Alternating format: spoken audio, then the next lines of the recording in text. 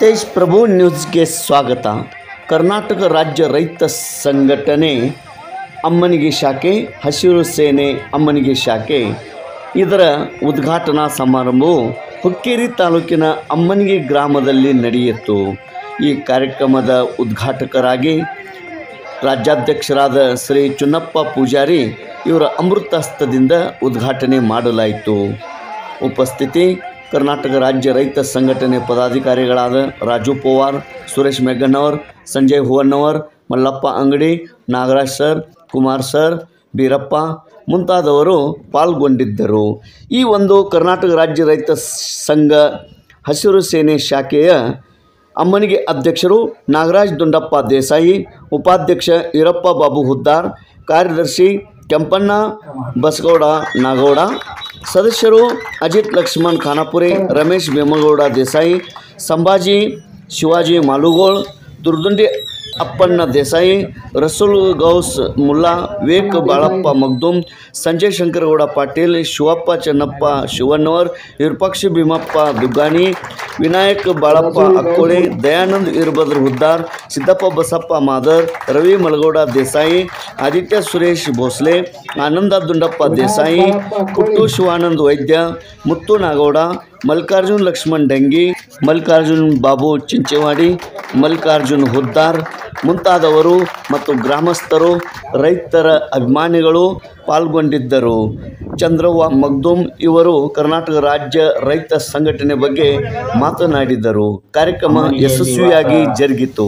ತೇಜ್ ಪ್ರಭು news ಅಮ್ಮನಿಗೆ. Board ಉದ್ಘಾಟನಾ ಮುಖಾಂತರ ಶಾಲು ದೀಕ್ಷೆ ಕಾರ್ಯಕ್ರಮಕ್ಕೆ ಆಗಮಿಸಿದಂಥ ನಮ್ಮ ರಾಜ್ಯಾಧ್ಯಕ್ಷರಾದಂಥ ಚುನ್ನಪ್ಪಣ್ಣ ಪೂಜಾರಿ ಅವರೇ, ಅವರೇ,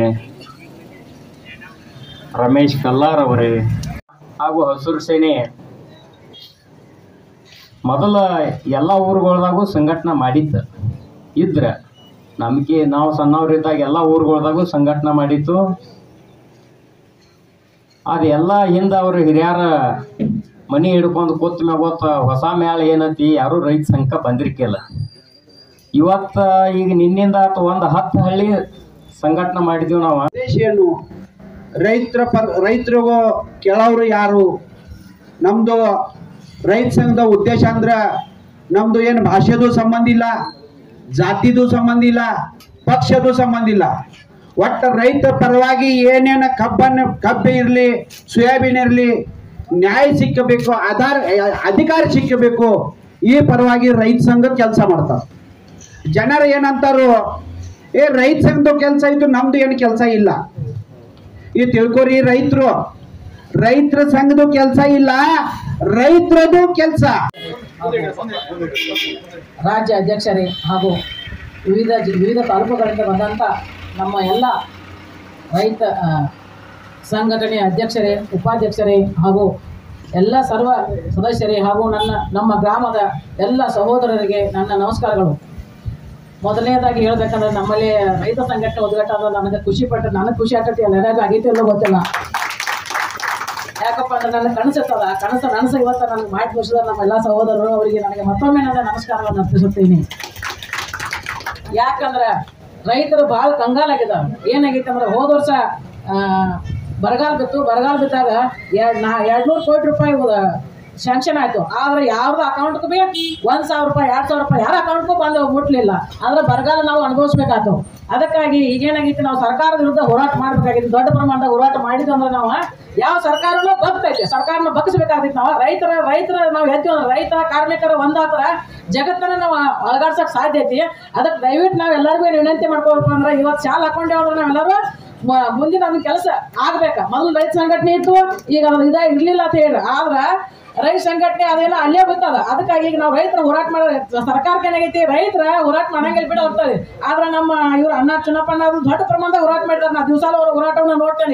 ದಿವಸಾಲು ನಮ್ಮ ಹವಾನಾರ ಅಣ್ಣ ಕೂಡ ಮಾತಾಡ್ತಾನೆ. ದಿವಸಾಲು ಅವ್ರು ಏನಾಗ್ತದೆ ಸರ್, ಅಲ್ಲಿ ಏನಾಗ್ತದೆ ಎಲ್ಲ ಮಾತಾಡ್ಕೊಂಡು ಅವ್ರಿಗೆ ವಿಷಯ ತಿಳ್ಕೊತಾನೆ. ಅದಕ್ಕಾಗಿ ನಾವು ದೊಡ್ಡ ಪ್ರಮಾಣದ ಹೋರಾಟ ಮಾಡೋಣ. ಅಮ್ಮನಿಗೆ ಗ್ರಾಮ ಮಹಿಳೆಯರನ್ನು ಸಂಘಟನೆ ಮಾಡೋಣ. ರೈತ ಮಹಿಳೆಯರು ಬೇಕು, ರೈತ ಪುರುಷರು ಬೇಕು. ಅದಕ್ಕೆ ಎಲ್ಲರೂ ಕೂಡಿ ಒಳ್ಳೆ ದೊಡ್ಡ ಪ್ರಮಾಣದ ಹೋರಾಟ ಮಾಡಿ ನಮ್ಮ ಏನು ಬೆಂಬಲ ಬೆಲೆ ಪಡ್ಕೋಬೇಕಾಗೈತಿ. ರೈತರು ನೋಡ್ರಿ, ಟೊಮೆಟೊ ಒಂದೊಂದು ಸಲ 8 ಮಾರಿ ನಾವು ಖರ್ಚು ಮಾಡಿರ್ತೇವ 10,000 ಗಂಟ್ಲೆ ನಾವು ಹಂಗ ಸುರಿ ಬರೋ ಪರಿಸ್ಥಿತಿ ಬರ್ತೈತೆ. ಅದಕ್ಕೆ ಒಂದು ರೈತರು ಏನೈತಿ ಬೆಂಬಲ ಬೆಲೆ ನಾವು ಪಡ್ಕೋಬೇಕಾಗೈತಿ.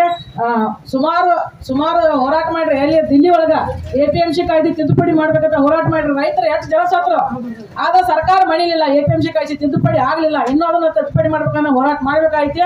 ಅದಕ್ಕೆ ದಯವಿಟ್ಟು ಎಲ್ಲರೂ ನಾವು ತಯಾರಾಗಿ ದೊಡ್ಡ ಪ್ರಮಾಣದಾಗ ಹೋರಾಟ ಮಾಡೋಣ ಅಂತ ಹೇಳಿ ನನಗೆ ಮಾತಾಡಕ್ಕೆ ಅವಕಾಶ ಕೊಟ್ಟದ್ದಕ್ಕಾಗಿ ಎಲ್ಲರಿಗೂ ಒಂದಿಷ್ಟು ನನ್ನ ಮಾತು ಧನ್ಯವಾದಗಳು.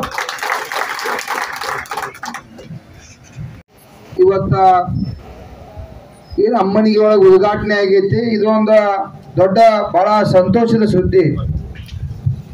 ಯಾಕಪ್ಪ ಅಂದ್ರೆ ಇದು ಊರಿಗೆ ಒಂದು ದೊಡ್ಡ ಖುಷಿ ತರ್ತಕ್ಕಂಥ ವಿಚಾರ. ಇವತ್ತೇನು ಭ್ರಷ್ಟ ರಾಜಕಾರಣ ವ್ಯವಸ್ಥೆ ಐತಿ, ಭ್ರಷ್ಟ ಅಧಿಕಾರಿಗಳ ವ್ಯವಸ್ಥೆ ಐತಿ, ಭಯ ಹುಟ್ಟಿಸ್ತಕ್ಕಂಥದ್ದು ಒಂದು ಸಂಕೇತ ಈ ಊರಾಗ. ನೋಡ್ರಿ ನೀವು ಆ ಬೋರ್ಡನ್ನ ಯಾರು ಇವತ್ತ ಅಧಿಕಾರಿಗಳು ಬಂದು ನೋಡ್ರಿಪ್ಪ, ದೊಡ್ಡ ದೊಡ್ಡ ರಾಜಕಾರಣಿಗಳು ಬಂದು ನೋಡ್ರಿ, ಅದ್ರೊಳಗೆ ಬಡ್ದ ಬಿಟ್ಟದ ನಾವು. ಭ್ರಷ್ಟ ರಾಜಕಾರಣಿಗಳಿಗೆ, ಭ್ರಷ್ಟ ಅಧಿಕಾರಿಗಳಿಗೆ ಗ್ರಾಮದೊಳಗೆ ಪ್ರವೇಶವಿರುವುದಿಲ್ಲ, ಪ್ರಾಮಾಣಿಕರಿಗೆ ಮಾತ್ರ ಸ್ವಾಗತ. ಅದನ್ನು ಓದಿ ಕೂಡ್ದ ಅರ್ಧ ಒಂದಿದಕ್ಕ ವಿಶೇಷ ಇಡೀ ರಾಜ್ಯವ್ಯಾಪಿ ಎಲ್ಲ ಕೂಡ ದೇಶವ್ಯಾಪಿ ಎಲ್ಲ ಹಳ್ಳಿ ಜನಾಂಗದಾಗ ನಾವು ಕಡ್ಡಾಯವಾಗಿ ಪ್ರತಿಯೊಂದು ಹಳ್ಳಿ ಒಳಗೆ ನಾವು ಬೋರ್ಡನ್ನು ಕಡ್ಡಾಯವಾಗಿ ಹಾಕ್ಲೇಬೇಕು. ಯಾಕಂದ್ರೆ ನಮ್ಮದ ಬಹುಸಂಖ್ಯಾತ ಜನ ಇವತ್ತು ದೇಶದಾಗ ರಾಜ್ಯದಾಗ ನಾವ ಬಹುಸಂಖ್ಯಾತ ಜನ ಅದು ಇಲ್ರಿ. ಮತ್ತ ನಾವ ಹೆಚ್ಚಿದಲ್ಲ ಹಿರಿಯ. ಇಷ್ಟೆಲ್ಲ ಹೆಚ್ಚಿದ್ದಾಗೂ ಕೂಡ ಇವತ್ತು ರಾಜ್ಯದಾಗ ರೈತರ ಆತ್ಮಹತ್ಯೆ ಮಾಡ್ಕೋತಾರೆ. ನೀವು ಕೂಡ ಒಂದು 100 ರೂಪಾಯಿ ಶಾಲೆಗೆ ಬೀಳ್ದೈತಿ, ಒಂದು ಶಾಲೆ ತಗೊಂಡ್ ಹೆಗಲ ಮೇಲೆ ಹಾಕೊಂಡ ಏನಾದ್ರು ನಾಳೆ ಹುಕ್ಕೇರಿಗೆ ಸೋಯಾಬೀನ್ ಕ್ವಿಂಟಲ್ಗೆ 10,000 ರೂಪಾಯಿ ರೇಟ್ ಆಗ್ಬೇಕಂತ ಹೋರಾಟ ಮಾಡ್ಬೇಕನ್ನತ್ತು. ಮತ್ ಬರ್ತಿರೋ ಇಲ್ಲ?